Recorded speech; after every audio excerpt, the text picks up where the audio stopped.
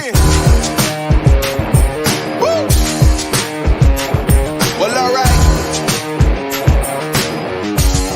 Yeah, they want me to fit in, but I can't. I'm too different with it. Too advanced to think, you know my intuition. I got bars and ink, but never in a prison. Too far gone, never gonna sit and listen. This is optimism mixed with the best, you get it? What you're seeing is a beast in the flesh, I'm betting. I don't need to try to speak for the... Holy shit! Let's just make McNuggets in my hands. I don't want to hear it. It's 10:30 a.m. We don't serve chicken McNuggets at this time. Yes, you do. No, we don't. Why not? Because we do. You know what? Did you just hiss at me? Oh, the more than just fucking hiss at you. Hey, just get your ass out of the car. What's going on over there? Don't you fucking run away from me, you fat move. Man. God, holy shit. Don't make me assume my ultimate form. I will fuck you up. Just wait. I'm gonna come in and I'm gonna wreck you. Get the fuck back here. Get the fuck. I'm gonna try to swallow you. Look at the minutes. Ma'am. Whoa. Ma'am. What? Close that shit. Man. God damn. Oh my god. What the fuck is this bitch on? Holy shit. What's going on? Is she like getting burned by her apple pie or something? Dude, I have no idea. Alright, we need to call the police. This is out of control. Holy shit!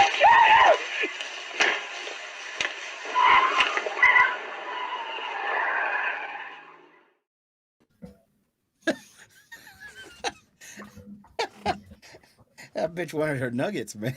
As long as you get that in there towards the end there, the guy said we should call the police. I'm like, yeah, you think so? Yeah. How many holes in the glass there should she punch through? Now I want to know, Alan. Now I should poll this. Really, I should poll this social media wise.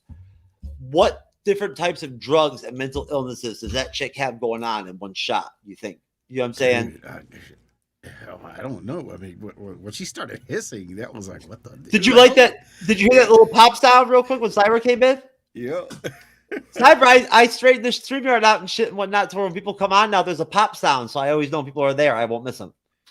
Oh, good for you. Isn't that cool, brother? Cool. You missed out, man. Missed out on what? Holy shit! Let's just make McNuggets in my hands. I don't want to hear it. Oh god. You know what I'm talking about. No, I didn't miss out at all. I brought it back. Maybe it's been a year since I played that bitch. I had to bring it back, dude. No, I think it's been shorter than that. It's been like a year, bro. I'm bringing it back. I'm bringing it back, baby. It's getting popular again. Probably 6 months, maybe max. So, just to be clear, folks, this is of course the MCU's Bleeding Edge YouTube channel podcast. Look at how official we are now. Cyber, if you will send me a picture of your card, I will pull it up too on screen. Look at that. We can actually do that for our plugs. We got cards, baby. That's right. Me and Cyber getting after it. Just really quick, as a little side note, I was over at the store earlier today and really miffed by the condom selection process. I mean, I really couldn't find anything that was connected to the extremely tiny penis deal that I have going on, right? I mean, those benders really don't fit me, I don't think. I mean, you can see I tried to measure it up on me, but either way, you understand what I'm saying. The proportions, it wasn't proportionate to what I'm working with. But either way, though, that's not a advertisement for Magnum, because I don't buy Magnum, of course. But anyways, folks, we're here to do a awesome 1990s, my favorite decade in the world, movie reaction. Love every freaking movie from the 1990s. Don't even care which one it is. And we're doing Desperate Measures, baby. Michael Keaton actually pulling off the crazy fucking villain, unlike Jason Momoa's dumbass, fucking weak ass, clown fucking villain in Fast 10 or whatever, whatnot. No disrespect, Jason, but Michael Keaton pulled it off in Desperate Measures. Alan, did you see Fast 10? No. Okay. Cyber knows what I'm talking about, and I'm going to bring this up during the show. This is important, I thought, Cyber. Did you take this out from the movie at all yourself? Did you make the contrast? Contrast of what? how well Keaton can play that crazy, villain that's like real ruthless and whatnot, yet still be kind of like authentic and humorous and whatnot, yet still be dangerous. Yeah, that's why he makes one of the best villains ever. That's the reason why I picked this film. I'm just opposing it to Momoa in Fast 10. Yeah, that was a joke. Yes, That's what I'm saying, sir. Michael Keaton is like on a different planet or level. He's just a whole different planet level acting style, anyway. Yeah. So I mean, you can't compare that. You can't compare him to Momoa at all because Momoa is mostly just a, bad guy, like the what do you call it? The muscle. Usually, what did he say? What did he say? What did he say his premise was for how he wanted his villain to be portrayed? Did he say? Didn't he say something like effeminate or something like that? It was something like that. Yeah. The fuck? I don't even know, man. Maybe that was Miss Cleo. They gave him that advice. I have no idea. But either way, though, folks. Maybe Miss Cleo. Yeah. There you go. We got Cybernetics. We got a 2-man panel here, baby. We like that over here. We got Cyberneticshark, veteran YouTuber, veteran content creator. Help the dude get to 1,000 subscribers real quick. All right. I mean, come on now. You know what I'm saying? Like, I mean, I'm starting to really feel I'm disappointed in myself that I haven't made it happen yet. I need to start like just going all out, baby. Back to short form content, just cranking them out, just plugging you cyber shit. And that's what it's gonna get down to because he needs to hit 1,000 before Andre. Because I cannot handle Andre topping cyber and then all the fucking, animosity we're gonna be dealing with here on the show. Plus, I mean, I've got bets on this shit and everything, so there you go. Alan's back to the Black Link Collective podcast. What's up, Alan? What's up? It's good to see you, brother.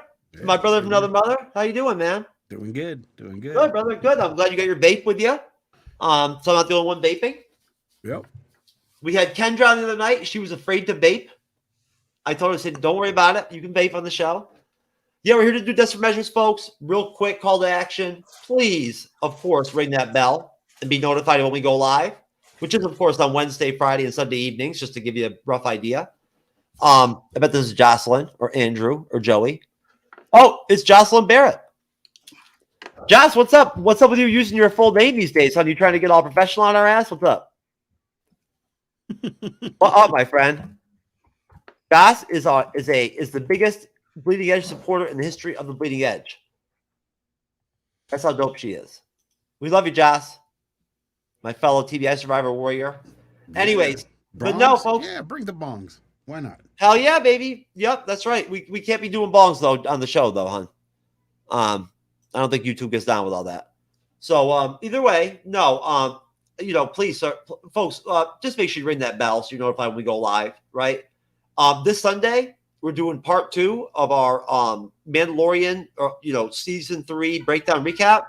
First one killed it, did really good. I think we're almost at 5.5 thousand views. Got a great panel lined up for this one.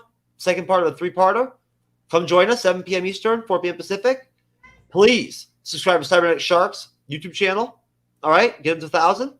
And support the Black Link Collective podcast. My brothers over there. I love them dudes. They make good content. Hit them up. Support their shit.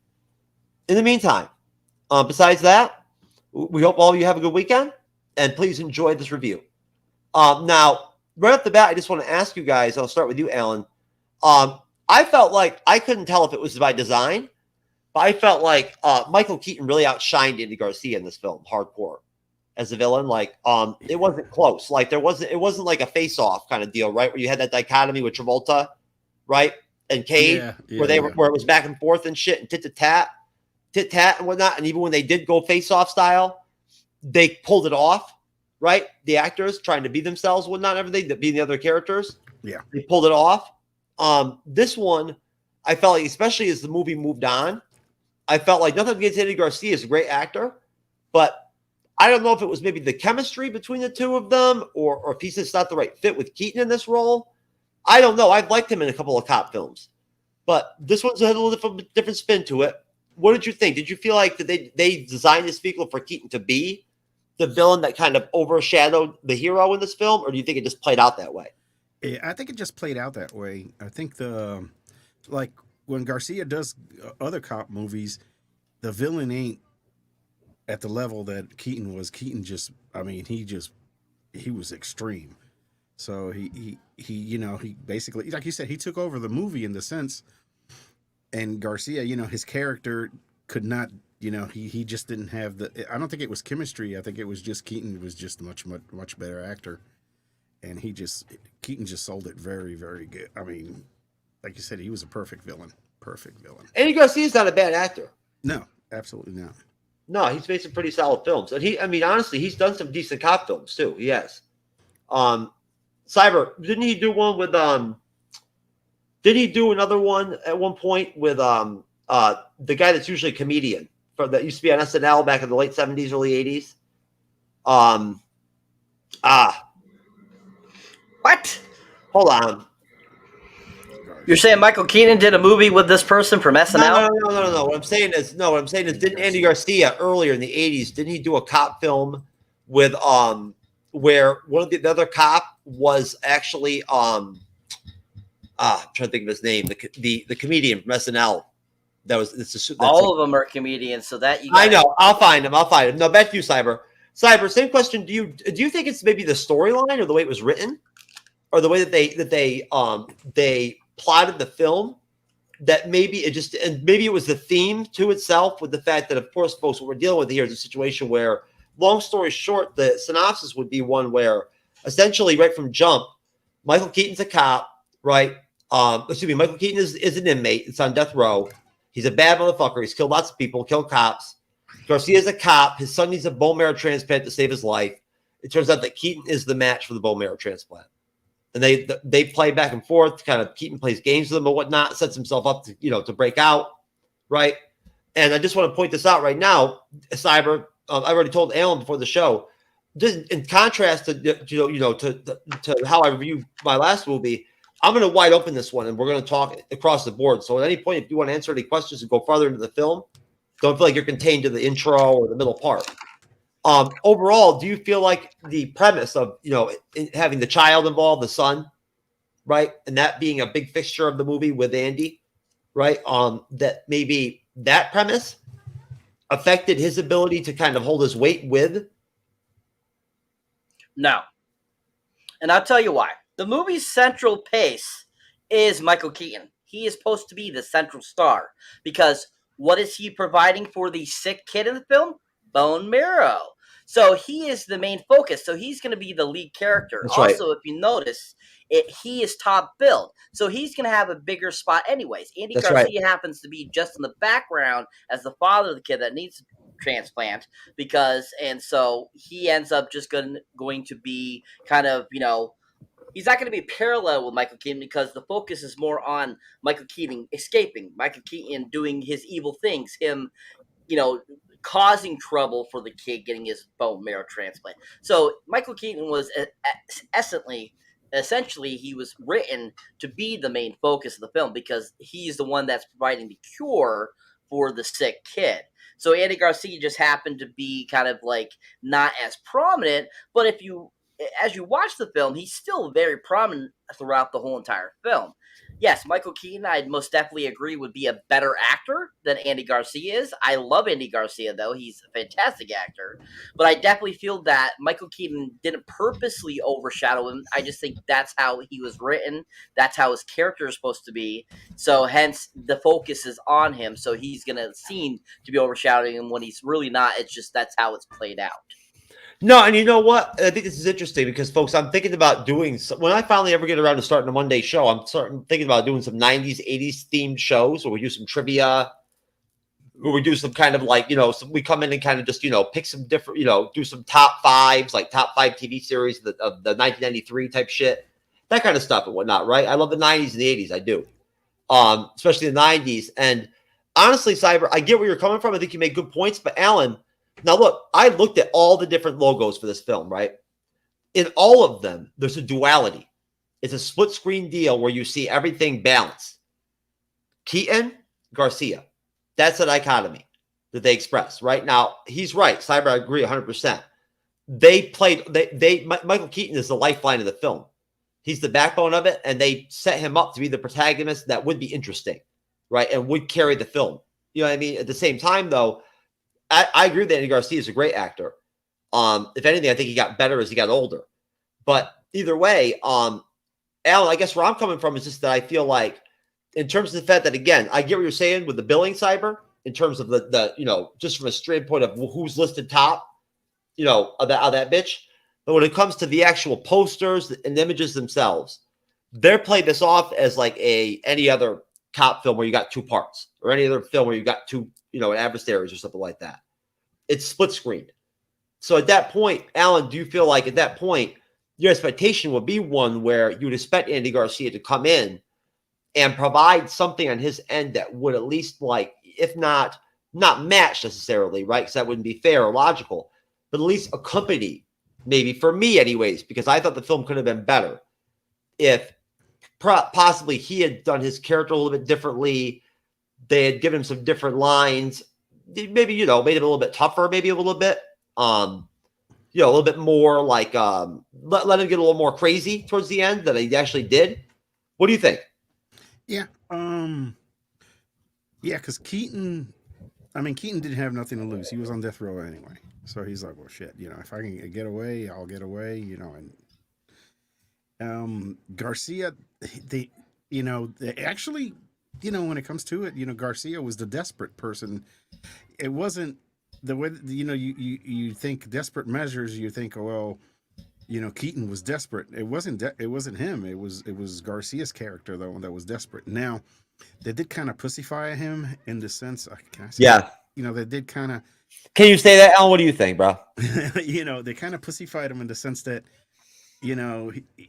that's his son, and he should have gotten a lot more angrier. He should have gotten a lot more violent. He should have gotten, but I guess that's the way they wrote the script, and it's hard to say. It's just, Keaton went over the edge on it, and he just from the beginning, breaking his thumb in prison, then setting the guy on fire, he was just like it. Yeah, I know what you mean. Just he didn't give him it wasn't tit for tat. It was more just Keaton bitch slapping, and eventually Garcia, slapped back, but still it wasn't a good slap, I've got to pull up Andy Garcia's filmography really quick. I swear this is very interesting. I forgot how many good damn films this guy's in. But no, wait a minute. Cyber, you're telling me, Alan, they actually made a fourth Godfather film? The Godfather Coda? Yes. What the hell? Yeah, that's the one we're not supposed to talk about. Why? What the fuck? I didn't even hear about it. It sucked. It was bad. It was, oh man. You got to be kidding me. Cyber, I know you didn't watch that one. No, like I said, I haven't seen any of the Godfather yet still. No, so of course you wouldn't start with that shit. No, don't watch the fourth one. No. From my understanding, Coda is a lot of lost scenes that were a part of 3 that they decided to turn into a movie. Okay. So did they shoot anything else? Do you know? Nothing new. No, this is all old. It was all old footage. Oh, did they even bring some of the Godfather 2 stuff into it at all? All right, that I don't know. I'll have to look into it. That's very interesting. I had no idea about that. No, and you know what, folks? It's going to be awesome. That's one of the things I can't wait with doing these film reviews. Alan, you got to be here when we do The Godfather, man. To see Cyber, I can't wait to see Cyber. Cyber, you have to be in the panel for that one, brother. Seriously, I want to hear your thoughts and your contributions on that bitch. It's a good movie. So, no, I just wanted to check this out real quick and whatnot. This Andy Garcia list. You guys tell me. He's in some good damn movies. Look, I forgot that he was in Father of the Bride, the newer one. He was in The Untouchables. We got to do that one too, Cyber. Yeah, he was good. That's got to happen. Jennifer 8 was damn good, right? Of course, then you've got Black Rain was okay. Wrath of Man. I liked. I didn't really know they made Expendables 4. Let's see. Does anything here stand out to y'all? Comes out the end of this year. Oh, okay. Now he was in Passengers. I don't remember that. I don't remember him in Passengers either. He was in Things to Do in Denver When You're Dead. That was a good one. I like that. Twisted was pretty decent. So was Hoodlum. Smoking Aces was good. He was in Beverly Hills Chihuahua. Oh my God, Jesus Christ! He provided a voice. Oh, okay. Hero. Oh, that sounds like a great one right there. We'll have to live that. Hero was hilarious. Was it good? Yep. Yeah, Heroes was good. Yeah, had Dustin Hoffman in it. Gina Davis. For Love or Country, that actually seems like a good one. I would want to watch. He was in the 2016 Ghostbusters? No shit. He plays the mayor. Oh, okay. And then True Memoirs of an International Assassin. Interesting. There you go. All right, it's only fair to pull up Keaton's now, too. Got to. Talk about a great actor, man. Can't wait to see. When does Flash come out? 16th. I've already got my tickets, baby. Cyber, we're gonna have to figure out when we were gonna do our review on that bitch. Damn, look at that. That is gonna be a fun review. Is he gonna be in Beetlejuice too? Correct. They're currently filming. They're doing Beetlejuice too? Yeah. Yeah. Comes out next year. September. No way. I think Depp's in that too, right, Johnny? No way. I don't know if he's gonna be in it. I know Jenna Ortega and Winona Ryder both. Oh, Jenny Ortega's gonna be. I was gonna say her character and her. Nah, you have to have Winona Ryder back in it. Without it, it's not Beetlejuice. Beetlejuice 2. There we go. 2024. Man, I can't. I look forward to seeing that in the theater. Yeah. Birdman. I never saw that. I heard it was really good. That's the one that kind of brought him back, right? Yeah. I mean, he was good in The Founder. That was the McDonald's. I got to see that one too. Yeah. Yep. The really Batman. Yeah. He was good in Spider-Man. He was good in that one too. How is he in the Batman? Whatever. Spotlight was great. That I saw. I really enjoyed that. American Assassin was good. He was a Batgirl? Okay. Jack Frost. Oh, yeah. Some of this is looking pretty rough. 2014 RoboCop. Jackie Brown. Cyber. What do you think about reviewing Jackie Brown, baby? Yeah. You can. Okay, brother. I will. Right. I will pick it. I forgot he was. I will pick it. I forgot about Gung Ho. Oh, I love Jackie Brown. Let's see. Spider-Man Far From Home. Desperate Measures. The Dream Team. That's right. He was the voice of classic. Minion. Yep. Dream Team was classic. Yep. It was. And so was the documentary that they did. The ESPN did the 60/60 on the original Dream Team. Have either one of you guys ever watched any of the Larry Bird mixtape on YouTube? No? Very good. Really good.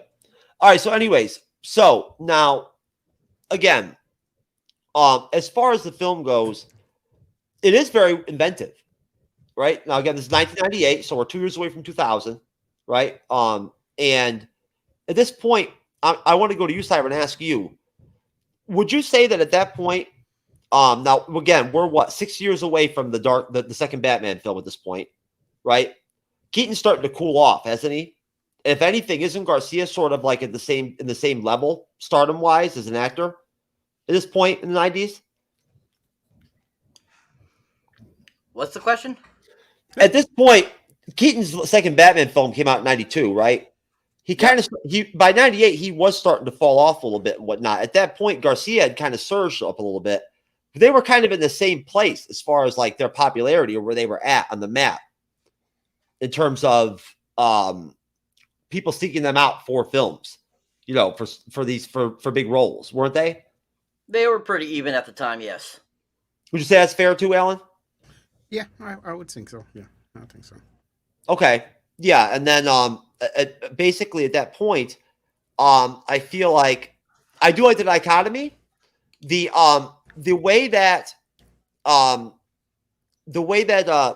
Keaton character plays the way Keaton plays his character from jump reminds me very much of how Carnage should have been done in Venom too, in a way. I would like to have seen more of that in Carnage. He's fucking evil. He's sick, right? And he plays these psychological games with Garcia's character, who again is desperate. He wants to save his son. And there are some touching moments between him and the son. There are. When the son literally says to him that you did the best you could, Dad. That's just heartbreaking, man. I couldn't imagine to have your kid say that to you. But either way, no, I mean, from jump, they launch right into the film. There isn't really a lot of backstory or like that and whatnot. They set right into the premise. And so, Frank Connor, of course, is the police officer that is the father of the son that needs the bone marrow transplant. He has leukemia, Matt, his son. Now, that would be, of course, Andy Garcia's character. He breaks into FBI headquarters, and you see that right in the beginning and finds a perfect match. That's how he finds it. He kind of old school hacking from the 90s. Unfortunately, it's Peter McCabe, a sociopath who is serving life in prison for several murders. During his time in prison, the brutal, cunning McCabe has attempted to escape and killed several guards and fellow prisoners. And he must be kept in multiple restraints and went out of the SHU, right, or the lockup or the Supermax or whatever at Pelican Bay State Prison. So basically, when Connor, the police officer, Garcia's character, comes in to try to, I guess, talk to him person to person, man to man, right, straight up, and just feel him out, and explain to him the dichotomy of the situation of his need for his bone marrow, what it would do for him that it would save his son's life. And kind of asks him, do you want redemption? Right? Do you want to be redeemed in any way, whatnot, and everything? And right there from jump, you see that essentially McCabe's just basically playing with him from jump. You can see his mind spinning and right now and everything and whatnot. And you can see this sort of diabolical look to his face.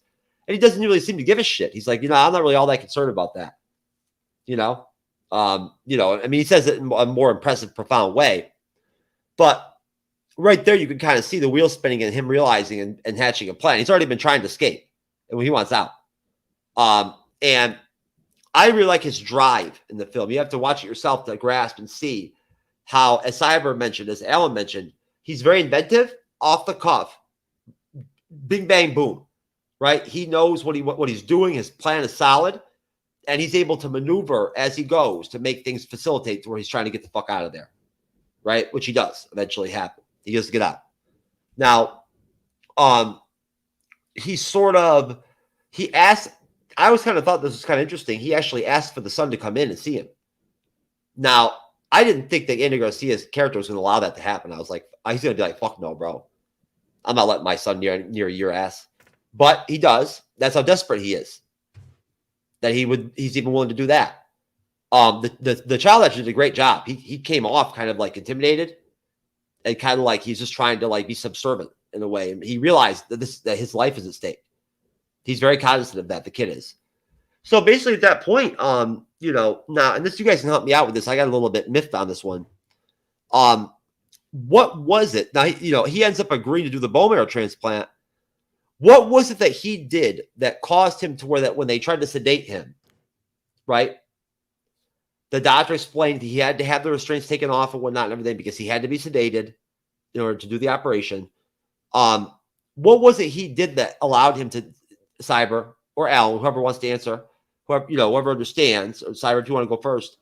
What was it that he did to be able to prevent himself from not being knocked out and being able to maintain his consciousness? Well, that's what he broke his thumb. Remember, that's the reason he broke his thumb. So when they went to sedate him, he just kept messing with his thumb to keep him awake. What? Is that what it was, Cyber? No.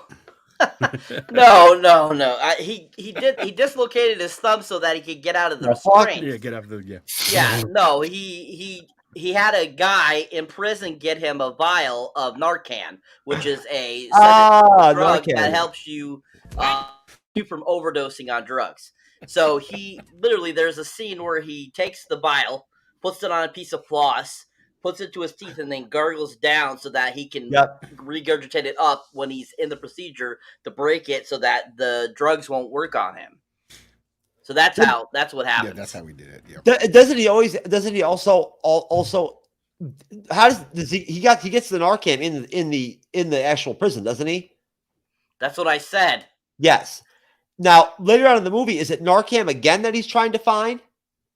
when he wants that chemical or whatever, that was something different. Okay. No, that was something different. So it was Narcan. Alan, brother, you deserve. I need a new award for you, man. Between Dances with a Wolf or whatever the fuck, and which is gonna be on a shirt, just to be clear. And now somehow this dude breaking his finger, that having to do with him not being knocked out. Going too. You were like, oh shit, really? I'm like, no. I'm like, how the fuck is that even logical? Like, what would that? You have me? You're myth. I'm myth, bro. I'm just thinking of the word for this one. I'm sorry, brother. I even for once I don't have anything for you. I apologize, man. I do. But anyways, no. So no, it was not, folks. It was not the broken finger that allowed him to not be knocked out by the fucking the intense cocktail of shit that don't knock him out. So he he does. He slips his restraints. He gets one hand free, and he's very, very, very effective, right? Both physically. I'm not going to say he's at like the Last of Us level, in terms of hand-to-hand combat or like straight precise, knocking people out, killing people type deal, like we saw, of course, with with old Mando. But no, he's good with his hands, right? He does go for weapons right from jump. He wants a gun. That's what he's comfortable with. But he's good on his feet. He's very inventive. He's not MacGyver, but he manages to slip his cuffs, slip his restraints, and he takes on. He gets out of the damn room and whatnot by using pyrotechnics, starting up a torch up and whatnot, everything, getting a gun finally, and from there it just carries on. It's on from there. He's on his own. He's in the prison, kind of all over the place, and we get the back and forth, and we get the kind of round robin between Garcia and him. Now, I have the trailer. I'll play it later. Cyberneticshark, sir, please tell me, what were your feelings on probably everything that leads up after the scene where he first gets free, right? He first is able to free himself and actually get to a point where he is able to roam, right, in the prison and whatnot, at least when the botched bone marrow transplant doesn't go through. Up to what point? That point when it ends. When he gets out of that room and he moves on from there. So if you're referring to just that sequence there where they're when he's in the room and they're trying to put him under and stuff like that, that's a really great scene. I mean, you get some really good dialogue there. You get some really good sequence there of some action going on of him, basically doing his thing to get out of the restraints and then, grabbing the one guy and using the oxygen to create a fire because he put the flint into his thumb under his thumbnail on his thumb.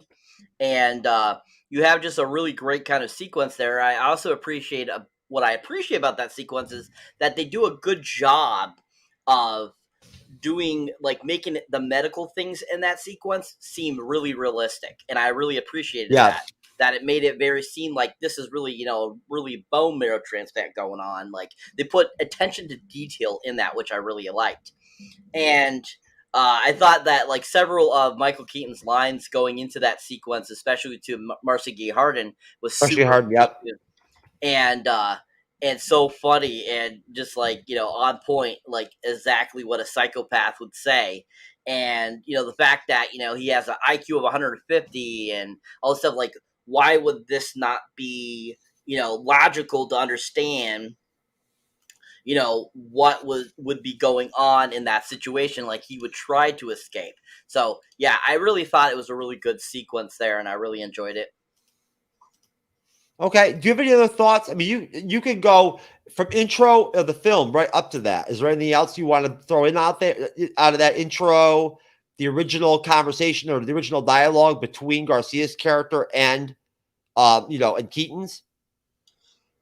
Really great start to the film. Really enjoyed it. I like how it starts off with him busting in to get the donor matches through from the FBI mainframe. Yeah. And I mean, all those sequences where they first meet Michael Keaton, stuff like that was really well done. Him and Andy Garcia's kind of conversation there worked out really well. I liked how it really kind of set up for knowing what Michael Keaton was really about. I really enjoyed that. And then even the sequence where he meets the kid, like you could tell that deep down somewhere, Michael Keaton really does have has a good spot to him. Like he's not all just bad. And I think that scene really shows that there's more to Michael Keaton than just being the sociopath he is. And that, there's definitely something there besides that. And those two sequences work really well together and bringing it, up to par to the, bringing him to the hospital and everything. And kind of that sequence going on. Really well done. Alan, I felt that maybe that had something to do with the connection between him and the child, Matt, with maybe some trauma he experienced as a child.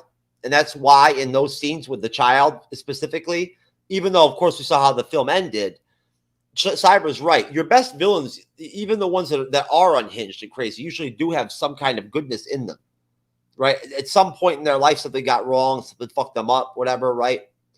But there's some decency in them in some aspect, in some way. I felt like he related to the child. Yeah. Right? You know what I'm saying? Like, and I mean, it didn't matter to him whether he saved him. Well, he had a different demeanor when he met the child. Yes. He talked to when he was talking to the cop, and then when the child came in, he had a different demeanor. So, it was like, well, look how he talked to women. Look how he talks to women in the film. Yeah. You don't notice it until at the end is when you actually notice it, as you get closer to the end, that he actually, he has a little bit of good in him. But if you pay attention, then when he meets the kid, he's a little bit different. And then of course, like when he goes in to get the transplant and all that, the scene done, they did a good job in the hospital scene, and they used every ounce of equipment and everything they could use there for him to escape. They didn't. It was a little bit crazy. He goes down the chute and falls into the trash and all that, and it's, and then he gets the other doctor and he cuts the thing off and all that. But, he used every resource he had available to get out. Sure, it wasn't like MacGyver level. It was pretty like low key shit, but he made it work. Yeah. Right. And again, he has that IQ, that high IQ. So I mean, part of that's going to be adaptability, right? Now, I think that at the same time, and we'll talk about this later on, he's also a very logical guy with that high of an IQ. You have to figure. So at that point, I think towards the end, I don't think that it was so much of an emotional connection for him or anything like that. I think he just logically said to himself, kind of like, okay, well, I look where I'm at. Like, what I'm saying? I might as well do this shit. But that was just me. Now, Alan, was there anything you took out of that intro and going into that scene? Cyber didn't mention, I didn't point out anything that was important to you? No, but basically, there was not really much more to the scene itself because it was all straightforward. I mean, there was no, like sometimes in a movie they'll put something in there and you don't pay attention till the end. It was straightforward. This man, this is what he was going to do. He wanted to escape. He wanted to get out of there. He didn't care how he did it, and it was just straightforward. I mean, the whole scene was just, and that's kind of what was cool about the beginning of the movie. It was just action. It started from the beginning, bam, bam, bam, bam, bam. It just kept on going. It did. It was like a DC animated film almost. It just came right at us and everything and whatnot. And the stuff with Garcia, the dialogue between him and everything and whatnot, and Keaton's character, there's nothing profound in it on his end. Or really on Keaton's end all that much, really, at the end of the day. It's pretty bland. So there really isn't that much really to point out that I can think of either. Now, Marcia Gay Harden is a great addition. Now, I haven't thought about her in a long time, but she's a great actress. So she was a great addition to the film. And of course, I don't see how it's ever a bad thing at any given time to ever have freaking what's his name? Brian Cox in any film, right? Didn't we see him in something recently? Cyber, did we see something with Brian Cox in it? Say it again? Brian Cox. Oh, Super Troopers. Yeah. Yeah. Okay. Yeah. I'm just asking a question, man. Yeah, no, I didn't hear the question. Is why I'm asking. I'm like, what? Oh yeah, I'm like, what? Where did we just see Brian Cox in something? I know we did. Oh, you're asking. Oh, it wasn't Rockville. I thought you were. Or the massage parlor. We didn't go to the massage parlor, people. Jesus Christ! Enough with this massage parlor already. Well, he's wait. been in so many movies, you really have to think, because he's been in a ton of movies, and every single movie he's good. I'm gonna have to pull up his filmography at some point here, whatnot, and everything later on my own time, not during the show. Filmography? What is filmography? I'm sorry. How do you pronounce it correctly? Filmography. Filmography. Uh-oh. Watch out for this guy. They should have had him in the film. Yep. Yeah. His mom said That's you in disguise, isn't it? Just a minute. Just a minute. I love this one. It's awesome. Anti-Hillary messages on crabs and then putting them back in the fucking water, baby. Hey, that's how you do it. It's Florida. Oh, you know what? Here it is. I forgot. Here's your award right there, buddy. Yeah. You, the Danny Special Olympic Award. No, so basically, Brian Cox plays Captain Jeremiah Cassidy. Now he is, of course, Garcia's boss in a way, I believe, if I'm correct in the film. Either is he his boss, or is he just basically the one that's in charge of handling the situation once Keaton's character is able to actually get free?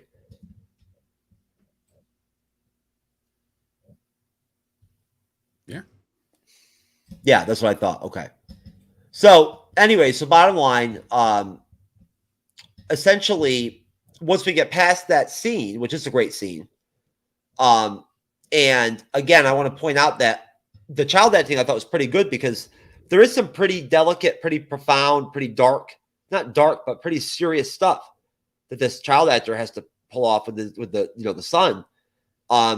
And the fact that he's old enough at 10 or years old or whatever, whatnot, to where he understands his battle. He knows he's going to die without the bone marrow transplant and whatnot and everything, right? Like, yeah, he cares about his life. You can tell. I found to be really profound myself. I did. So either way, McCabe, again, he gets away. The sedative doesn't work. He uses the Narcan and whatnot and everything. He ends up, MacGyvering and escaping. Attacks the guards, attempts to escape. When essentially, Connor, and then I believe it was the African American fellow officer kind of corner him. And McCabe kind of pulls a scalpel out on Hawkins' throat. Hawkins being the doctor. It prompts Connor to drop his gun. And at that point, I believe that's when he gets his hands on a gun. And for the first time. And I think that's important to point out, because he's much more effective as the villain when he actually has that gun on him. Essentially, at one point I felt like Andy Garcia's Connor, he dodges a bullet with like mutant abilities or something at one point, because he gets shot at like point blank, and it somehow just like matrixes by him or whatever, whatnot, and hits something like next to him. That was interesting. So he basically, Hawkins tells him straight up. He warns the police flat out. He basically uses his own life as a hostage and says, if you shoot me, if you kill me, this boy dies, right? I am the marrow transplant donor. It's that simple. So, they have at that point, they can't shoot him. And McCabe just goes ahead and shoots the damn officer. Yeah. So, again, now he's killing people again already, or about to. As this occurs and this breaks out, whatnot, and everything, it starts to, get out that, that this is where it's at, that basically, we've got McCabe, this dangerous criminal, loose, essentially trying to full blown escape. We then end up in a situation where we do have, I believe it's Cassidy, which is, of course, the captain or whatever that's kind of in charge of this whole deal, coming in and essentially hearing, he ordering Connor off the case, which I felt it kind of weird he was even on the case to begin with. But I digress. And, get the hell out of there. Like, remove yourself from the scene. of course, he doesn't respond. He's going to do what he's got to do for his son. And he does what he's got to do to search the hospital for McCabe on his own. McCabe gives Gyrus again and uses some propane tanks and shit and whatnot and all that, and kind of seizes control of like an adjacent wing of the hospital. I'm not sure what wing it was. He holds some guards hostage and whatnot and everything, and orders a lockdown of the building. Now, at that point, I'll stop there. I'll play the trailer, and then I'm just going to kind of like, wrap up kind of where we're at in the film right there. But let me play the trailer. I've never seen it myself at all. So I don't know if you guys have seen it. Cyber, you seen this trailer before?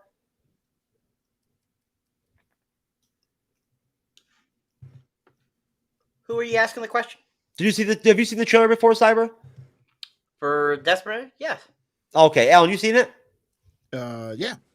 Okay, I never saw it before. All right. Duality in the film. Like, you know what I'm saying? Like, there is some kind of, I guess, almost chemistry between them to where it does fuel the film. I'm not saying that it's overt, but I'm just saying they do try to give off that impression in the trailer, don't they? Yeah. That there is some kind of, like, balance there. Would you agree? Yeah. The trailer is a lot different than the movie.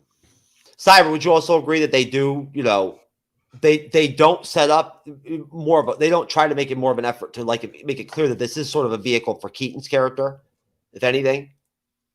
No. No. The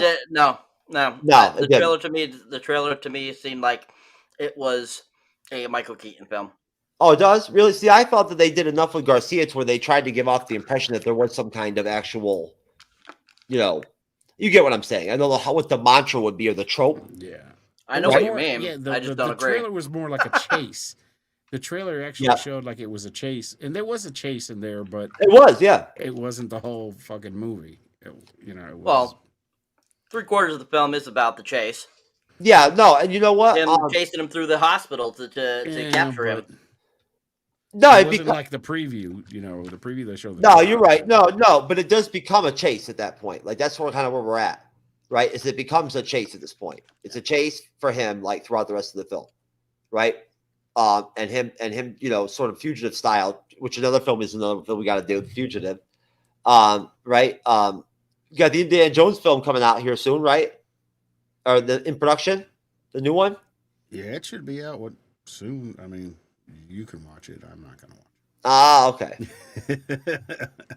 I'll wait until it comes out on video. Cyber, how was Spider-Man in the what's it called? The new Spider-Man animated film. Spider-Man Across the Spider-Verse. The Spider-Verse 2, right? No. Oh, okay. The first one was not called Across the Spider-Verse. Okay. This one is a two-parter though. Oh, it's a two-parter. Yeah. So originally it was going to be Spider-Man Across the Spider-Verse Part 1 and 2. Well, they decided to axe that. The second one is actually going to be called Spider-Man Beyond the Spider-Verse. So there's still sequels. There's still supposed to be a two-parter. They're not calling them Part 1 and 2 anymore. No, it was good. Musically, it was amazing. The music in this film was fantastic. The voiceovers were fantastic. The story, a lot of great comedy. It's a really enjoyable film. Definitely, there are subtle political vibes through it. Like a pregnant chick, like beating up dudes and shit, whatnot, everything, all that kind of stuff. Well, yeah, they have the Spider Woman that's pregnant, which that was the stupidest fucking thing ever. But no, they're just like certain lines that are just very, you could tell they were putting in for a purpose. But other than that, it was a fantastic film. Not as good as the first one, but it was really fun. How it ends is really cool, too. I love how it ends, how it leads up to the second part. It was still really fun. I was really worried at first how it intros in the film, though. I was like thinking, oh, are they turning this into a Spider-Gwen film? And thankfully it didn't. So I was very happy that, there was some really good parts to it. And not just the few kind of like complaints I just mentioned. Most definitely. And I'm gonna go see it tomorrow. So I don't know when. I know that Andres wanted me to come over with his co-host and cover it, whatnot, and everything. I don't know if you want to do something with it, but we can. Shout out to Rumble. How you doing, folks? Good to see you out there. Appreciate you checking out the show as usual. Please support us over here at the MCU'S Bleeding Edge. Please shout out to whatever the hell you are, Periscope, Twitter Live. What up, folks? Figure out one of you, please explain to me what you are at some point. Are you Twitter Live or Periscope? Right? I'm only looking over there because that's where I see you. No, but basically, at this point, like I said, this is just, it is a full-on chase kind of deal. This is where the film for me gets kind of mired a little bit. I felt like they do a great job of not having this very expansive sort of film that's where they're crossing massive like distances and whatnot. Everything is pretty much contained in the prison, and then they do have like the actual action, cars, car, racing or catching scene or whatever, whatnot, right? And other than that, there really isn't a whole lot. It's pretty contained. So I thought they did a great job, right, of making that work the way they did, in that sort of, not having in that very expansive, sort of world to work with. So either way, there is great action. I think it's subtle in some ways. And you tell me, Ellen, would you agree? I don't think it's overt in a lot of cases, even for the 90s, right? It's inventive, right? It's pretty well done.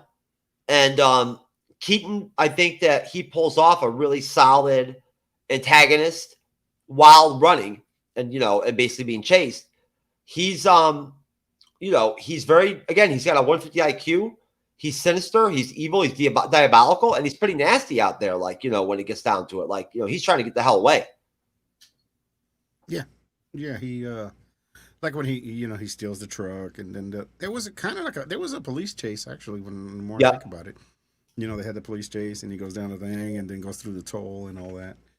And I guess you're right. I guess there was a chase scene in it. I mean, really, I kind of forgot about that part. They had because they showed in the preview with the truck, but there was actually, it went a lot longer than that. And to be honest, that's when the movie for me got good, was when he actually got out. When Andy Garcia shoots the light out and saves him, because they were going to kill him in the prison. So he saves him. So basically, it was like, well, he saves him because he wants to save his son, and then he gets out and does all the other stuff. So yeah, I agree with you on that. Yeah. No, and what you're basically referring to is essentially what ends up happening is that, without getting through a lot of stuff and covering a lot of stuff I don't believe is necessary to really bring up at this point, we get to a point where McCabe does end up essentially having another great kind of like escape, action scene type of deal with SWAT, where Connor kind of intervenes, when McCabe is about to ambush Cassidy and a SWAT team with a set of tanks of, what is it called? Cyclopropane. So, of course, Cassidy's still pissed off. He's furious that Connor continues to to essentially aid an escaped convict. McCabe's pissed off that Connor foiled his plan. He kidnaps Matt, the kid, and he takes off into the sublevels of the building. Matt, he tries to woo McCabe, right? He calls him an asshole. He's like, I knew you were an asshole, right? And now I see you're a fucking asshole, which I thought was dope. So he tries to wound him and try to give Dad a better chance to try to kind of save him, I guess. McCabe ends up sparing Matt out of respect to him, leaves him at the hospital for Connor to find. And at that point, he escapes to San Francisco where he steals a car. And that's when we get the big, this big sort of action scenes, sort of I guess, highway, chase scene, where we got, a helicopter involved with a sniper, we got sniper shooting. We've got, we've got on one side, we've got Cassidy's people trying to kill the dude, right? They want him dead. He's a heinous criminal. On the other hand, you've got Garcia. And that's where he is interesting, right? Maybe, Alan, I think I get what you meant, is that he becomes very multi-layered in that he's going against his own duty at that point and whatnot and everything, and almost basically helping, the villain stay alive. Yeah, he helps him stay alive. Yeah, he does. And there was a conflict there, but, it kind of made, when he kidnaps the kid and then he lets the kid go, it was like you can, not that you can tell, but he was more for his survival, and he was like, well, if I kill this kid, any chance that I got, because he's really smart, any chance that I got for this guy to help me, because he's using him as his escape. Yes. Yep. If he kills his kid, then he's going to get killed. I mean, the next time he sees him, he's going to put a bullet in his head. He knows that Andy Garcia is not going to kill him because his son is still alive. So that was Cyber. Do you think that he relies on that from jump? That he's that intuitive and whatnot, that as a part of his plan, he knew instinctively that he was going to end up running. He was going to be running and being chased. And that he knew that the father, considering what's at stake, would be possibly complicit and even possibly aid him. I'm just saying possibly, right? Not hinging on it, but that he might be someone that could swing in his direction to help him out. Well, yeah, that's why he had both the conversations with the son and with him. That's the reason he was to probe them. Yeah, he was probing them. Correct. Psychologically, yes, because he has that IQ and now he's well educated, he's well read, right? Yep. He's been in prison a long time, right? So he's read a lot of shit. He probably knows more, a lot. At 150 IQ, he probably knows more than like a lot of professors that teach certain things, whatnot. He knows more about them. So no, Alan, did you pick that up too? That's really what he was doing from jump. That he was probing them psychologically to determine. Yeah, he was probing them, and then he realized when he shot the light out, that's when he knew for sure that okay, this guy, I can use this guy to escape. Because he was taking a risk the whole time. But you know what? I think that was part of his plan. In a different dimension, to a different reality, McCabe's skill set, his IQ and whatnot, everything, he would be like literally like an asset to the military, right? Like what he could do, right, in special forces or something like that. Cyber, do you agree with me? People like that can be all that off the cuff in those situations where you've got guns involved and sort of you get conflict and whatnot and everything, and can be inventive. Don't you think that someone like that would be an asset in some way militarily, maybe in like a spy, assassin kind of type role?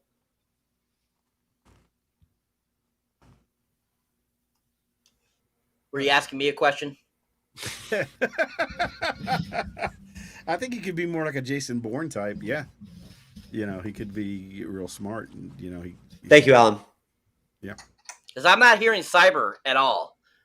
You're just like I feel asking the question but not saying cyber at first. Can you not hear me? Alan, do you hear me when I'm saying cyber? Yeah. Okay, I was gonna say I say cyber every time. Yeah, I guess I didn't hear it. What was the question? Don't worry about it, brother. It's I don't want to repeat it. I'm so long-winded to begin with. So we'll shorten it. Oh my God. Basically all I was saying was that I would think that somebody with Keaton's his character, his abilities, basically, I would think that McCabe, right, in a different reality would be a real asset possibly to the military, maybe like a special forces, sort of like black ops, kind of like assassin, spy type CIA kind of thing, like CIA spook or something. Yeah. I think wouldn't that be aren't those the kind of people they look for? You most definitely could use somebody for that purpose, yes, with Michael Keaton's type of IQ. Most definitely. I mean, usually people like that, like we've seen in movies in general, if they have a certain situation where their smart people can't figure out, they go to a criminal that has that superiority in jail usually. So, yeah, I definitely could see Michael Keaton being a part of something like that, yes. No, that's honestly, Alan, I think that you're right. People like that, and especially in the CIA, they need operatives like that are multi-layered and have those capabilities where they can handle hostage shit. They can handle, bombings. You know what I'm saying? If they have to and whatnot. They have the explosive ability and whatnot, everything. They can do assassinations, right? All kinds of secret agent shit. So, no, I just find it interesting like that he is that great. Like, he is almost MacGyverish. Yet he's evil, right? And he likes to take life. Almost like he enjoys violence, I think. So essentially, we get this, what Cyber, you said you believe it was what, like almost like a third of the film, sort of that actual, car chase, sort of like dual, scene or whatever? No, what I was saying is that from the time Michael Keaton enters the hospital to him going and jumping into that river where Andy Garcia grabs him out of it to save him so that he's not dead. That section of the film, which this movie is only an hour and 39 minutes long. So a third of the film is about Andy Garcia stopping Michael Keaton from escaping so he can get the bone marrow. So that to me is the whole chase. That's the whole section of the film is about chasing someone. So yes, that's what I mean. No, you know what? And there are a lot of different themes in the film. There are. It's not basic. There is a lot of different. There are some different themes that go on in different elements. But essentially, you tell me, Cyber, if you want to, and then to Alan, just go ahead really quick and just give us your thoughts. Give everybody your thoughts on that whole build up to that action scene and then how it played out. Taking into consideration this is 1998. So I know that they couldn't shoot this kind of stuff, or they didn't have the ability with some of the special effects, maybe, or the ability to, you know what I'm saying, to pull something like some of the stuff they can pull off nowadays. I think that this movie is by far has really great special effects for its time. I don't think that it really needed any CGI. I think it needed a lot of practical effects, and I think they provided that. I mean, from the get-go, when we see all the preparation that Michael Keaton does for going to the hospital to allow himself to be able to escape. I mean, all those things were all very visually done very well. They didn't need the CGI to do that. Like, a lot of the times there are things you can get away with practical effects that just look so much better versus a CGI effect. And because at the time, 98, I mean, they were using special effects at the time. They were using CGI, just not at the greatest scale as they are now, because now it's a lot cheaper to use special effects, CGI, versus physical effects because materials just cost more. And so basically, from the get-go, from him escaping, and then they start the chase basically through the hospital, we get some great sequences, where he takes certain people hostage. We see him, get shot in the leg, and him sew himself up and remove the bullet, which was really cool. And then as the movie progresses, we get some really great sequences where, he's trying to escape places. He blows up that one room, with the electrical room, so that the electrical will go out so that he can use that to his advantage. We have, all these types of just kind of little segments of showing the son and him wanting to talk to his dad in the walkie-talkie and stuff like this, and just a lot of great sequences with Michael Keaton doing just crazy things. And I mean, from the get-go, that whole chasing sequence just keeps you entertained from get-go to stop. And so I feel like when I saw this back in 98 on VHS, it just pulled me in. And I never got sick of it. And even rewatching it today, I was like, wow, this movie still holds up almost 30 years later. It's still just that good. And I think that, leading up to basically kind of that final chase sequence, you get a lot of great explosions. The catwalk sequence is really done well, where he climbs over the barbed wires, punches the window in to get his hand through to open the door, him taking the guards hostage, and him in that control room and stuff, locking all the doors and stuff like that was really cool. And basically kind of that whole sequence where Andy Garcia kind of takes that advantage of making him think, oh, I'm on your side, I'll help you, was just really well conceived and constructed too. And that whole explosion there of that section there when Andy Garcia gets him to explode things to kind of save the guards and those other police officers from being killed by him was a really great explosion, really well done, special effect wise, I thought. And I just thought this whole sequence of the film is just so fun. I love every aspect of it. I love the technology. I love everything that they really put attention to detail into those sequences. Just made it really action-packed and fun. Alan. Yeah, everything Cyber said was right on the money. I agree. I mean, basically the same thing. They didn't go overhead too much on the effects. They really didn't need a type of movie that they had. You really don't need that much CGI anyway, even though they didn't have it at the time. I mean, the car chase scenes were basically, you know, in the 80s they perfected that anyway. You know, the car chase scenes and the accidents and all that. So sure, you know, and the explosions and all that. Yeah, I really don't have much to add to that. You know, Cyber was on the money and all that. Well, you know what? That's why he's Cyber, baby. I you know, honestly, no, but I was actually trying to pull up some of the scenes of Michael Keaton's and whatnot. But in the meantime, I actually have the Rotten Tomatoes meter here. And of course, you see the graphic right here with the actual budget and whatnot and the box office and the discrepancy there as far as how the film did, you know, financially. So Rotten Tomatoes wise, if you want to put stock in this, as you see, we've got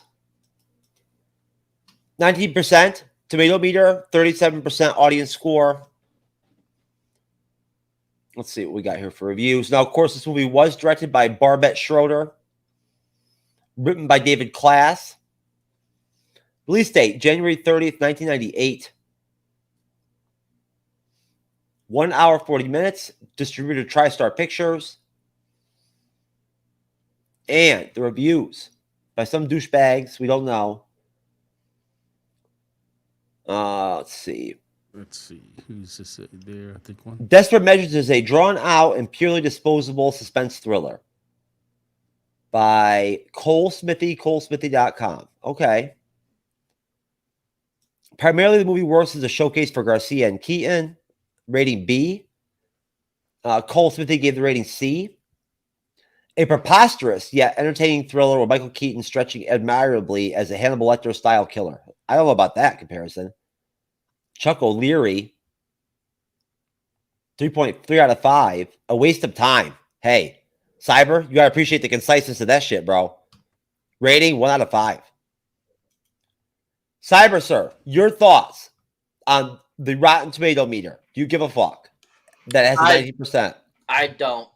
I don't give a fuck. I don't care. Critics can go to hell. That's what I think about critics, really, honestly. I never go by what critics say about a movie because half the time I enjoy the movie when they hate it, and when they love it or when they hate it, I love it. So it's kind of stupid just how critics have become. They're not like Roger and Ebert were back in the days. They're not like those original critics where they actually were so focused on stupidity versus actually, criticizing the movie for what it should be criticized for. And so I think that it having a 19%, I think just it does not surprise me, especially for a 1998. At the same time, though, like I said, I just don't give a crap. Hats off to Roger. I actually have the Ebert. That's what I have right here. I have his synopsis, his review and whatnot and everything, and his thoughts and synopsis of the film. That's what I have right over here on my other screen. I'm not using it, but I looked at it before the show just for prep. Now, I think you guys might like this. This is actually an article I found that supports the film. And Cyber, you might appreciate even more. It says it's an underrated gem of a film. Underrated gem, Desperate Measures, 1998. So, let's see what this... let me just real quick give credit here to the author, if I can find him. I don't see him. That's fine. All right, so let's see. Desperate Measures makes for a taut 95 minutes. I found myself on the edge of my seat wondering what crazy shit McCabe would do next. Even though he's a killer, I still kind of root for him anyway due to Keaton's sheer charisma. Even Frank bonds with him, and they have an almost interdependent relationship with each other. In terms of action, there's some awesome explosions, an epic climatic car chase, and just sheer tension to keep you on your toes. There's a great supporting cast, including the always reliable Brian Cox, Marcia Gay Harden, and Dexter's Eric King. That's one I did not mention. I was a little disappointed that he never said "surprise, motherfucker." Trevor Jones provides the score, which is a little overly dramatic. But awesome at the same time, and it's so exciting that nothing that happens on screen could ever live up to it. While watching it, I thought this must have been the guy that did the music to Dark City, whatever. Overall, Desperate Measures is such crazy fun that it's hard not to just get swept up in it and enjoy the ride. Michael Keaton is at his best as Pete McCabe, who'll keep you glued until the end credits, and the action is well done make this a movie that deserves more love. All right. There you go, Cyber. You got a friend. You got a friend. That's right. What do you think? What do you think, Alan? Are those good points? Yeah. Yeah. I don't think the movie was as bad as Rotten Tomatoes made it to be, you know. And at the same rate, you know, we got 1998. What came out in 1998, action-wise? So, you know, you got to be comparing it to that. So let's say, like, I don't know, what, Lethal Weapon maybe or something like that came out. You know, I don't. Give me 2 seconds. So you got to figure out at that time, you know, they're comparing it to the other movies that came out at that time. They're probably like, oh, this was boring compared to whatever, you know. Got you. Released in 19. I already know who some of them are. One of them I think we're going to be reviewing soon. Armageddon came out in 1998, which was a big action blockbuster. First film I ever saw twice. First film I ever saw twice. I saw it twice because I passed out drunk. Godzilla with Matthew Broderick came out in 1998. Thin Red Line, The Thin Red Line, which I thought was kind of, even back then as a kid, I thought it was kind of disappointing for having such an ensemble cast. Yes, right. Saving Private Ryan, which we are reviewing. That's I think that's like way weeks down, bro. You want to be on that one, Alan? Yes, that's to be fun. Ryan. Deep Impact. Elizabeth. Let's see. Let's see. Okay, American History X. Oof, that was a good one. That was a good movie. Truman Show. Primary Colors. Rushmore. Rush Hour. Okay, there's something about Mary. Gotta love it. The Big Lebowski. Oh shit. Yeah. I might as well get my paper out and start adding some names to my list of films for picks for the reviews. Armageddon. Terrence Malick's The Thin Red Line. And then, of course, Ants, The Prince of Egypt. And let's see. The Pokemon theatrical film series started with Pokemon, the first movie. Who cares? You saw 2 dueling science fiction disaster films about asteroids, Armageddon, and Deep Impact. Deep Impact. All right, there you go. Yeah, well, I mean, when you think about the movies that came out, I mean, they were good movies, yes, but I don't think Desperate Measures should have gotten the ratings that they did. I mean, it was a better movie than that. Shakespeare in Love. You know, I watched that as a kid. I thought that was really good. That actually that won the Academy Award for Best Picture that year. That was with what's her name? Gwyneth Paltrow. And one of the Fiennes brothers, Ralph. Not is it Ralph? No, Joseph. No, so that's. I mean, that they had some. This movie had some competition. Yeah, right. It did. Had some competition, and you know, but I thought the movie overall was good. No, we're packed. Yeah. No, and listen, and we're going to get into the finale of the film right now, but but when it comes about the ratings, like you're talking about the ratings, like the way the critics per se, I agree that they're a bunch of juice bags. I don't give a shit about it. Who cares? A lot of those reviews are freaking like from a couple of years ago. They're not even from back then. You know what I'm saying? Like, wouldn't you rather read a review or a reviewer or whatever that said this back in 98 or 99 or whatever, and like at least it was fresh to them, right? I mean, I think it matters like when you do these reviews or when you critique this stuff. Either way, though, no. But bottom line, $50 million for the budget. A little bit surprised. You surprised, Cyber? I think that was not that for 1998. That was not like a really overt or like over the top budget for this film at all. But did you think it was 50 million? If you had not seen it, known it already? Yeah, I mean, I would think it would be at least 50 million just to get the names Michael Keaton and Andy Garcia in the film. So, I mean, those two alone, I mean, they probably took in at least, I would say, a quarter of their budget. That's what I thought. Get them into the film. Yeah. So, I mean, and then the rest was, for the other supporting actors, and then, of course, the special effects and stuff like that. But yeah, I mean, 50 million in 1998, that sounds about right. Versus, where, this, the last 20 years, I would say, 100 million to 200 million is more common. Whereas like in the 90s, I would say 80s, 90s, very common, I would say top tier $50 million to make a movie. Well, according to like third wave feminists and idiots like Jessica Gao and shit and whatnot and everything, Marcia Gay Harden got paid $7.75 for this film. There you go. So, yep. She worked on the cheap, baby. Because of that whole we're not going to get to it, but Cyber and Alan know what I'm talking about, and so do you folks. We just don't go there in the bleeding edge. We peek a little bit. We open the door just for a minute, right? But I mean, you tell me, Alan, 50 million. Surprised that it's that big of a budget? Again, 98. Actually, yes. When you put the stat up there, I was kind of surprised because they're making movies now for 100 million, and 50 million was a lot of money. It at that time it was shit. I remember Waterworld when it came out, it was like 100 million. Oh shit! Wasn't Waterworld close to 200 million or something like that? So I think 50 million was a lot. Yeah, and 50 million and they only made 13.7. Well, that's of course box office. It didn't include the video and all that, but I thought it was a lot of money. Yes. Well, good. Obviously, with Waterworld, Al, there's no way for you to fuck that up or turn that into some Dances with the Wolf or some shit type crap. It's one word, so there you go, brother. You're good with that one. Waterworld cost 172 to 175 million to make. I told you. See, I thought it was almost $200 million. Isn't that crazy? Holy fuck! And that was 1995.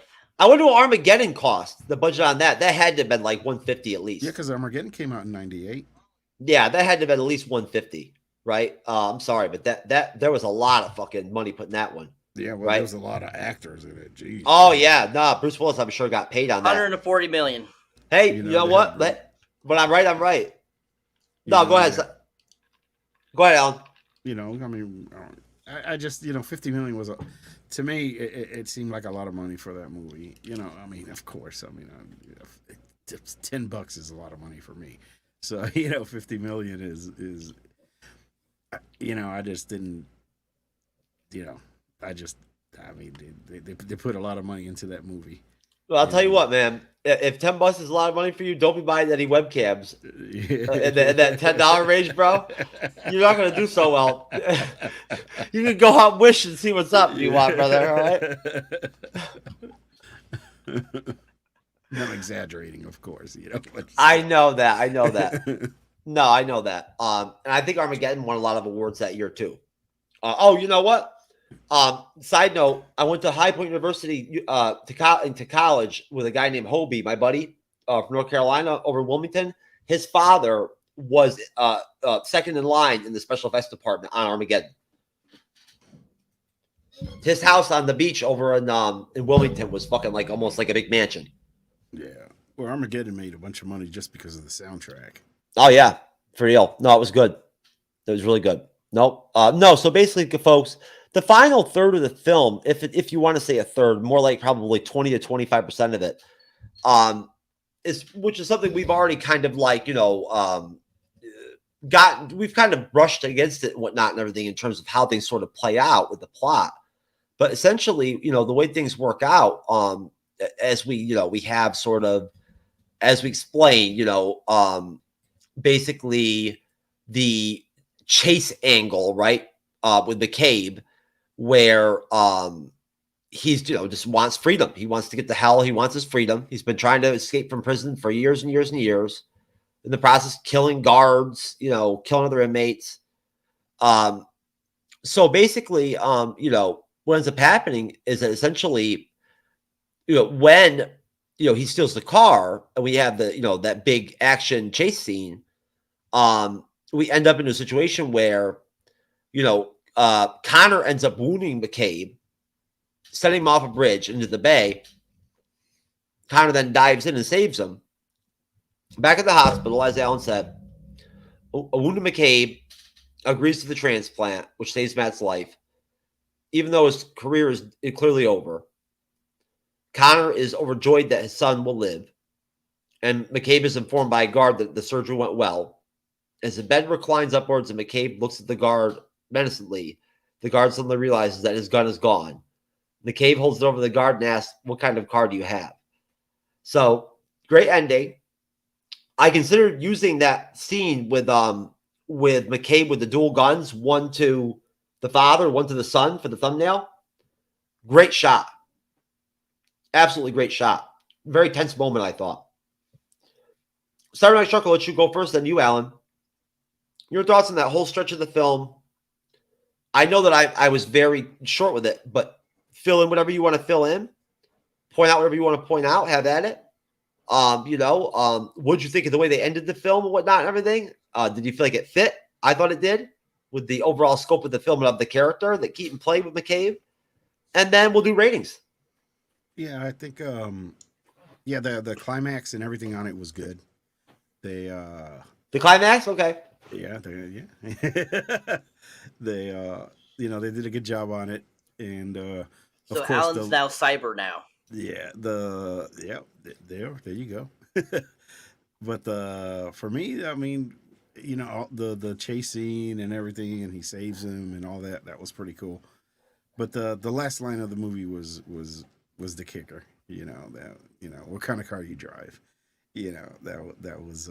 I would have been like, I've got a red Kia Soul, baby. That's right, and I'm not ashamed. He didn't care. He would have taken it anyway. McCabe be like, nah, Brian, right with that. But yeah, they did a good job on. They ended it well. It was full closure. Andy Garcia's character got what he wanted, and McCabe got what he wanted. So it was everybody won. It was like the bad guy wins and the good guy wins. It was that type of movie. It was. Yep. And then they decided not to make a second one when they only got $30 in the box office at a $50 million budget. Yeah, I don't know. They may have made a second one. I mean, they made a fourth Godfather. They did the math. They were like, nah, bro, we gone. Desperate Measures 2, The Reckoning.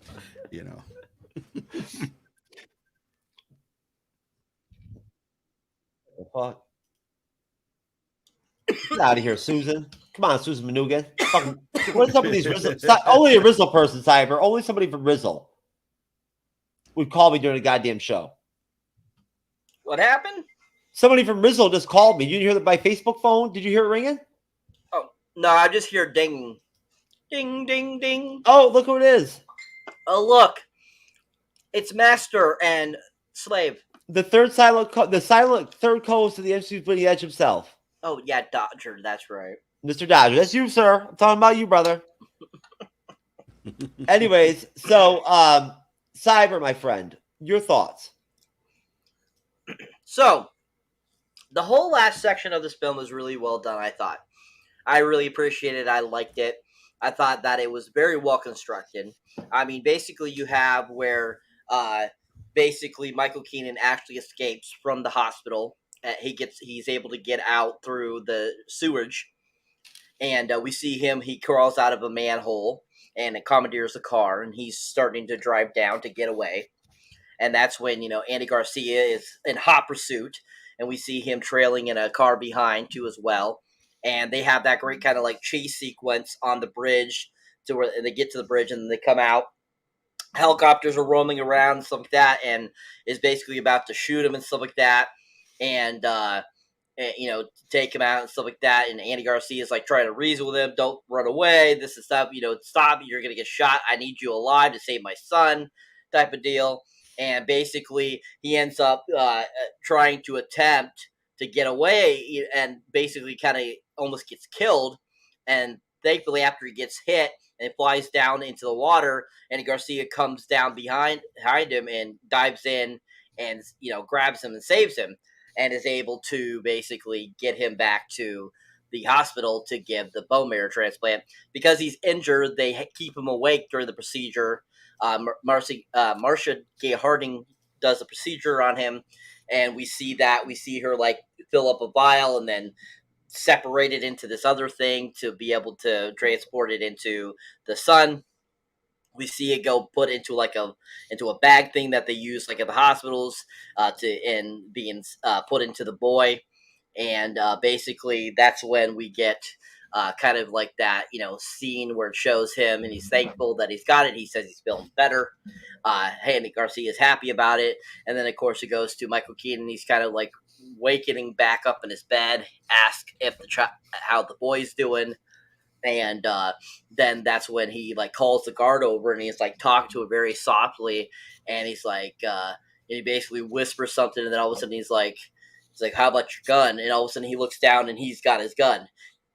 And basically, yeah, I forget exactly what he says, and he's like or it's like something like, what kind of car you got, is basically what he says, and that's how it ends. And it's so freaking perfect. Like, oh, awesome. Is he actually going to get away again? This is so cool. And I absolutely love the ending of the film. I think it's fantastic. Everyone wins. Even Michael Keaton wins, even though, he's still kind of handcuffed to the bed. The boy gets the marrow. And he doesn't fucking deserve it either. And it's just really well done, ending to this film. Really enjoyable, really awesome, and really enjoy it. No, and you know what? I'm going to go ahead and drop my rating right now. I'm going to drop mine and say that I'm going to give this I'm going to give it a 6. I will, and that's purely on Keaton, right? Like, it's purely on Keaton and Marcia Gay Harden and the child actor, because Andy Garcia fucking totally he took a nap on this one, bruh. So what do you think, Cyber? I give it a 10. Oof. Wow. Hey, you never know when I say that. It could mean anything. I'm like Grogu, Oof could mean it could be good, bad. Who knows? Yep. I give it a 10. What you got, Alan? What you got? I give it a 5.796. Okay, so right below my 6. Yeah, right below your 6. Yeah, I think that's the beer talking. No, it's really I don't think it deserves a 10. I mean, I don't even think it deserves a 6. Man, it was a good movie, yes, but I mean, it's one of the movies that you watch once, and I mean, I watched it again to get on here, but it was one of those ones that just like, it was a good movie, but not a 10. I felt you disagree with. I felt you calling Cyber out right there actually more profound and intense than anything I saw with Andy Garcia in the film. In terms of, you know what I'm saying? See, the reason why it gets a 10 solid is just because of Michael Keaton's performance. Screw the rest of the movie. If we're gonna rate the actors, yeah, Michael Keaton got a 10 for his acting. Hey, listen, if the movie itself, no. If it works like that, then I think all the chicks that sleep with me and whatnot in the bed and have sex with me and whatnot should rate me like a 20. You know what I'm saying? More like a 3.725. Right? Yeah. 1.725. Hey, just because my penis is only 1.2575 in length doesn't mean I can't. The quantity, man, is the quality. Well, it helps to be able to actually penetrate too, though. You know what I'm saying? About the motion in the ocean, sir, not the size. If you can't get in there, Alan, you know what I'm saying? The purpose is already lost. You feel what I'm saying? You're really not gonna be able to do much there. But anyways, folks, we are covering, of course, next Friday, 6/9/23, Tropic Thunder. Al will be back, right? Yes, sir. Yes, sir. I'm going to keep my mouth shut for the rest of the panel. We've already got people lined up, of course, for that one.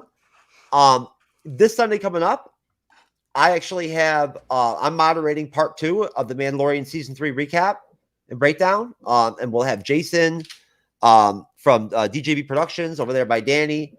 Jassa, my little brother, will be back. Great Nate, baby, in the house will be on again. We'll have Mike from Braves, I believe it's the Brave Cinema podcast. And a couple other motherfuckers too. Right? There you go. And besides that, we've also got what? Batman Under the Red Hood on Wednesday. So that Cyber and I will be doing that one. That'll be you moderating that, Cyber. No, me. Okay, me on that one. Me on that one. That should be great. We'll have Kendra back on that one. Andres will be here. Jesse Starcher might come back. Jeremiah, the writer, Cyber, I don't think you met him before. I think he'll be on. In fact, he called me today to let me know he'll be on. So either way, guys, thank you very much. Great review. I thought we did a great job. Alan, great job. Thank you. Cyber, excellent job on the panel, sir. you know, I'm not gonna. I promise you, I will not plug my massage parlor. You know, tonight I won't. Too late. Okay, you're Monty Tropic. All right, I got you. No problem. I'd rather be in the panel for that anyway. All right, so let me pull plugs up real quick. Let me get Cyber up real quick, and let me get Alan. Now, Alan, I'll let you go first if you want to just get started. Tell me what's going on with the Wrestling Collective podcast, my friend, and tell me how Freddie's doing and how Matt's doing. We're doing good. Freddie and Matt are just doing their thing, you know. We're just the three guys that just hang out and talk shit. This past episode, we talked about the penis the penis disease that makes it grow up like it was a carrot. They have the carrot commercial and has the penis going up. That's what we talked about. We just basically just hang out. It's three guys sitting on a couch and we just bullshit and talk about whatever comes up. We really have no agenda when it comes to it. We don't really talk anything. We don't even meet. We just get out together on Wednesdays, and we just talk our shit, and we release them on Mondays, and the videos release on Tuesdays. But we have no agenda. We just get together and have a good time. You know, please subscribe to us and listen to us if you want to. If you don't like it, that's fine. You know, it's America. Hey, I can't wait to. I'm chopping at the bit to have a chance to be back on the panel over there with my boys. So the problem is they do their shows on Wednesday nights just like we do. Yes. Right. You know. So, but they're all good people, right? I miss Freddie a lot. You know, we did some really good bandmate reactions together. The whole group of us are some of the best ones I've ever done. Most funnest ones I've ever done. And they actually went through. I didn't fuck them up for once. So either way, though, Alan, you've been great, man. We really appreciate you. It's been nice having you on the panel for these reviews. Love to get you on more shows. Alan's already let us know he's going to do Loki season 2 with us, Cyber. Yes. Right, which is coming out in October. So, right, we've got Kendra locked down for that too, and for Secret Invasion. Can't wait. And Cyberneticshark, my friend, please tell me, sir, that you magically. No, I'm sorry. I was going to say maybe you broke through and you hit the 700 mark today, but you did not. No, I'm at the devil's mark, 666. Have you been taking a break and not putting as much content, basically? I haven't had any content to do yet. I'm too busy. That's what I'm saying. I figured you were just too busy. Yeah. Because I was gone for a week almost. Remember? Yes, I do, brother. I do. Yes, and I'll tell you what. I learned a lot, Cyber, between me and you about like the fan camming and all that stuff. And I'll tell you when we talk next time we talk, I'll get into it more. But basically what I found out is just that overall, you're actually better off just using your damn cell phone. If you have a decent cell phone, than you are trying to fuck around with a camera and like not have your settings right or whatever and whatnot. Because everything that I tried to record with my camera came out fucked. Yeah, that's what she said. Yep, that's what she said. Yep. But anyways, folks out there in the great land of YouTube and all other lands, if you enjoy me here on the panel or enjoy me moderate, definitely check out my channel. Like I said, June is my birthday month, so I'll be giving my first official giveaway on the channel. And try to get to that maximum, get to that at least 700, 750 mark, you know, by the end of the month would be great. If you could do that, it'd be awesome, folks out there. And so all you got to do to enter the contest is subscribe. And then let me know in a comment below one of the videos that you subscribed and that you want to be entered into the contest and all that kind of good stuff. So doing my first official giveaway. Got a couple digitals I can give away, so keep your eyes up for that. If nobody does subscribe and actually says they want to enter, I will be doing. I will start a round for that contest if nobody actually enters it. So I will be giving something away eventually. Screw that, man. Have them subscribe. If they don't subscribe, they don't get shit. Well, yeah, duh. That's exactly it. But I'm just saying, if nobody actually does what they're supposed to do, you know. Is the 10th installment in this franchise that started back in 2001. This reminds me, you know what? This would be like, now, down the line, right there, I was thinking to myself, Cyber, that if there was a way to do like a video profile on Tinder or whatever, whatnot, the ugly dudes would just do that. Right? Like, instead of actually being on camera, they put up like a different picture of themselves over themselves. Oh, well, people need to know what the hell I'm talking about. So I'm just messing around. Weren't as good as others and so forth. And Fast X kind of lies in the middle, I feel, of this playing field. Now, this time around, we have a new director coming in to direct this film. Can you believe that is the audio just for my iPad? Films. He does a lot of action films, and I think he Let has me a good eye for let me turn it all the way up. Films. And that, of course, is the director known as Louis Leterrier. Yeah, Louis Leterrier. Yeah, I thought it'd be good, you know, to kind of give that Jason Momoa perspective, you know, for his, you know. Oh. Dude, that is really loud, man. Like, I don't sound that loud, or like, you know what I'm saying? Like, I don't think, you know what I mean? Like, you know, like that was pretty loud. I could feel it. Right? You know, I could feel it, baby. So, anyways, folks, we out of here. All right, Tropic Thunder next Friday. Alan will be back. You know, we got some interesting shit going on over here. Help us get to 25,000 subscribers, right? That's my only plug right there. I'm plugging for the MCU's Bleeding Edge, baby. We're going all in, right? We're making some changes. We're putting together a solid team here, and we're gonna fucking kill it. It's that simple, right? One of our sayings on our merch is gonna be, what is it gonna be, Cyber? What should the number be? 500K ain't enough, right? You feel me, dog? You feel me, Alan? 100,000K ain't enough subscribers, baby. Ain't enough. I thought it was gonna say Bleeding Edge style. Shut up. Look. Either way, before I get out of here, folks, shut up. I want to give Cyber credit, all right, because once again, for like the 17.75th time in the history of the MCU's Bleeding Edge, I have like gotten impulsive, whatever, whatnot, when in some situation when I have to do with the Bleeding Edge, and just like acted all like, you know, widespreadly on some shit. And Cyber's been like, "Yo, what the fuck?"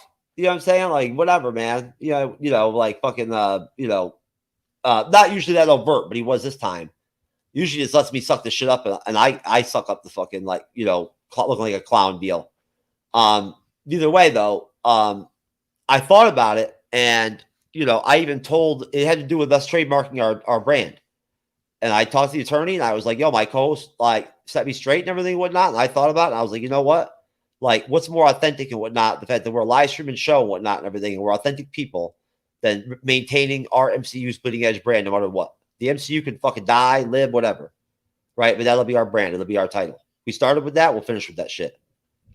Right? So, you know, at that point, if that means I've got to pay for fucking 2 trademarks, right? You know, I will. Just to make sure we at least try to get that bitch.